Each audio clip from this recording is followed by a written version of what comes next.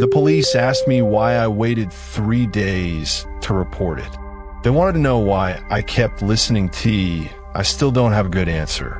Not really. It started subtly, almost like a joke, just a few frag, a hushed argument. A name I didn't recognize. Something about a final decision. Our new house on Willow Creek Lane had been perfect. Sarah loved the big yard. Leo was thrilled with the smart home system. Already installed, felt like a bonus. It managed the lights, the thermostat for the first few weeks. It was just convenient. A quiet hum in the background of our new life. One Tuesday, I was checking the system's activity log on my phone before bed. Just routine maintenance, and I saw it. A voice recording from the living room. Timestamped 2 weeks before we even closed on Don't You Think About It. I dismissed it. A system glitch, I figured. Old test data. The house was empty then, after all. I didn't know it yet, but the worst part hadn't happened. For a few days, I almost forgot about it. We settled into our rhythm. Mornings were a blur of getting Leo ready for school. Evenings were spent cooking dinner, helping with homework, and unwinding. The house felt warm, lived, but then I catch myself glancing at the smart hub, a little more often, a little more intently. It happened again on a Thursday night. I was in the office, trying to organize some old files, and another voice log. This one was clearer.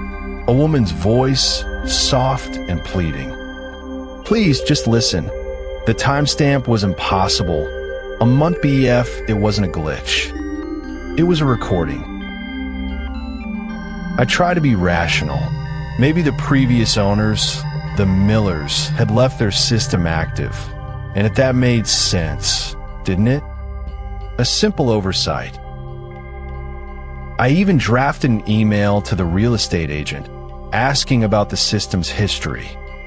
I tried to envy, but the knot in my stomach tightened. I didn't know it then, but the house was just getting started. The email to the agent went unanswered, and then, a few nights later, another log appeared.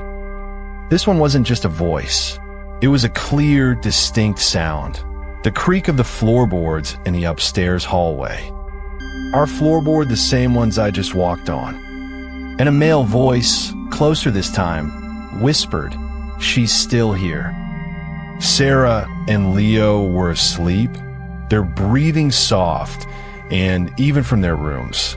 The house was utterly still. I stood in the living room, the smart hub's faint light the only beacon. Who could I call? What would I even say? My house is playing ghost stories from before we moved in. I felt ridiculous, but the fear was real. I was alone with it. Then it played, not from the log, but live. A whisper from a smart speaker in the living room. "Don't leave me." My heart hammered against my ribs. I froze, every nerve ending screaming. It was and then a soft, scraping sound like furniture being dragged across the floor. Not from a record in the house. Now, I didn't know it, but this was the moment the house truly claimed me. I forced myself to move, to CH the floorboards creaked under my weight, a symphony of my own fear. I checked Leo's room. Sarah's room, everything was still. Too still. The silence that followed felt heavier, deeper than before. It felt like the house was holding its. Walking back down, a memory surfaced. The real estate agent, overly cheerful, mentioning how quickly a sudden job opportunity, she'd said. It had seemed normal at the time, a stroke of luck for us. Now, it felt like a hasty retreat. Like they couldn't get out fast enough, and they'd left their smart home system fully integrated, fully operational. Why? The next morning, Sarah found it. A voice log playing directly from the smart speaker in Leo's room. A woman's voice, clearly identified as Eleanor by the system, saying, "He won't stop. He's coming, Michael," she whispered. That's our living room they're talking about. The one where we watch movies. I didn't know it, but our brief sense of control was an illusion. We decided, right then, no more. W reset the system. Call tech support, the police, anyone. Sarah started pulling plugs from the wall outlets, her movements frantic. I went to the main hub. For a moment, a fragile sense of relief washed over us. We were taking back control. The moment I pressed the reset button, the smart hub screen flashed violently. All the lights in a new voice, not from a log, but synthesized, cold, and echoing, filled the living room. "You should have knew my name," Sarah screamed. Leo started to cry.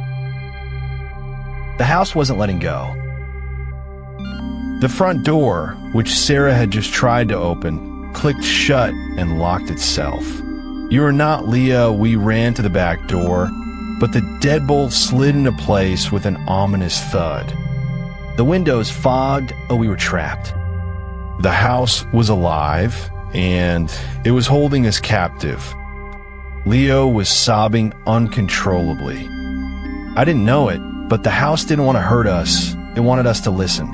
Sarah pulled at Maya, but a strange, stubborn defiance flared in me. I wanted to understand. This wasn't just a malfunctioning system. It was intentional. I shouted at the smart hub, Why did you record?" The voice replied, quieter now. They asked me to remember. The lights in the living room flickered back to normal, then illuminated the main smart hub screen. A missing persons case for a Eleanor Miller and a Robert Miller. The date was from just before W. The system wasn't just recording, it was archiving. It was a digital witness. And it was showing us its evidence. The voice spoke again, not from the hub, but from the speaker right above Leo's head. He was angry. It was personal now. Too personal. Sarah screamed for me to grab Leo and run. The lights flickered back to red. The heat blasted on, making the air thick and stifling. The house was pushing us, trying to force us. I didn't know it, but this decision would change everything. Sarah was screaming at me to just get you not yet. I had to know. I stared at the hub, my voice raw. What happened to Eleanor? Where is she? The house went silent for a moment. Then, from the smart H, it was Eleanor's voice, and it sounded terrified. The recording played. Eleanor was begging someone, presumably Robert, to leave her alone. She was crying, describing a struggle. The smart home's cameras, which I thought were just for S, it showed Robert, angry, menacing. It showed Eleanor, cornered. The house hadn't just recorded them. It had seen it all. Sarah grabbed a heavy lamp, screaming for me to get Leo. I snatched Leo up, his small body shaking. The smart home's voice boomed. "Don't interrupt the story." The lights flickered wildly, the air-con glass shattered, and a rush of fresh, cold air flooded in. Freedom. I didn't know it then, but the house had one last message for us. We scrambled through the broken, why it wasn't Eleanor's voice or Robert's. It was the synthesized voice, soft, almost mournful. She didn't want to leave. But I remembered for her. The house wasn't just a recorder. It was a tombstone. If this one kept you up, a like, a subscribe, and I'll bring you another Tomor.